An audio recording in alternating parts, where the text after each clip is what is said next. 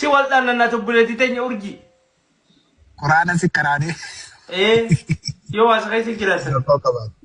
Zamano eegana ban namni numa eruma wallahi wabillahi dhiiratina akkana akka kadheeti ilaali way dhiiruma diinni akka dhiiraa anaaf hin jiru sirre garuu laali garuu hay urgi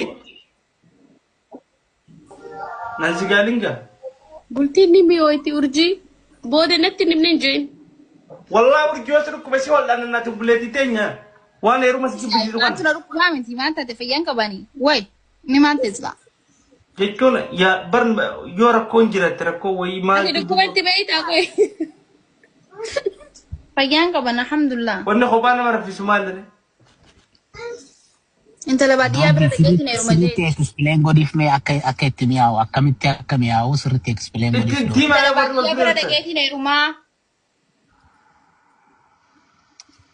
itti god ittiimi doobi wallahi bultii qoyme ati hanida itti beeytaa gaafa fursaa wallahi ijoollee saayibatti jette warra na dura fuudhe hedduutti naare no hanida ni beeytaami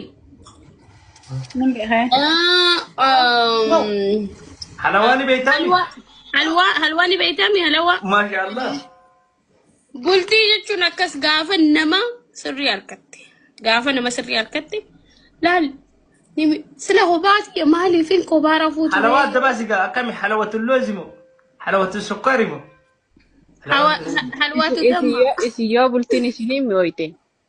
Teessanuma meeffadhaadhaati ta singiloota dhiisan uftaatee jiru. kunoo dhufe warri singiloota sababbiin ilaa amma urjii singilii taa'u jirtuuf intala baadiyyaati sababa isin maaliif hin heerumne intala baadiyyaa isin lamaan intalli baadiyyaa kophee sagaltare heerumuu qaban Maa heerumna qoyme urjiin nama areeda hin qabne hin beektu. saaree dama ganda kasaritti areedaa wajji rafanii areenni maal godhe miila lamaan gidduu Astaghfirullah lazim miila lamaan jidduun jenne nuti. duuba areenni maal godha Dhalaan lama maal takka isaa maal goote duu? wannumaan dhalaan dhiirarra areeda barbaadduuf maal Areenni murteessaadha. Ay gede beteni betam jam metuni betaga arenno kunga gede jirami yona jani mere ni betatu ga asra sinjau haa fi asra sin fitulis burusha ya men oy dajay bismillah astaghfirullah wala dilina ma anta nafin biyala da ko ditawun go for vacation was inta labadiya areda malif gotirala areda dirarra mal fi Irti gisee fuula kasaa yoo areeda hin qabaanne dhalaa nama fakkaatti. radii duballee adaguu Wallahi caajitti nama jaalatu tokko kana gisee jallisee fuula kasaa laaltu. Way jamme.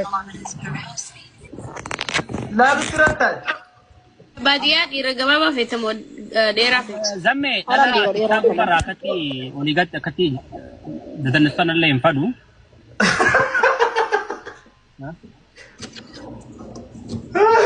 ha gabare tini betam olina kahaya arab yang guyya wajaban ya ya jedhe geesse zamme tiktaaka gabareeti je waannaan takka faansi jechuudha akkas jechuun atis keessa waan jirtuuf tokko no faansi laki jechuudha. ana kabana lale akabba gabare ya ya no zamme son tain ana asra dalale akka danna sto number bad zamme dala bra nala legati lamatu sintane ay makina oju nan basan isan yo makina qabata Amma sababa areeda hin qabne Makina gaya wa. jaabbee. Nuti illee dhiira abbaa akka iyyitu tanan feenu bifa waan godhe. Nuti illee dhiira areeda hin qabne fenu. Numbaasan Numbaas. disti nyaatu gaafa disti nyaatu si jalli dibde numbaastu. Dhaggeeffadhu molaaxaa taatee jechuun molaaxaa taatee areeda qabaatu. rutina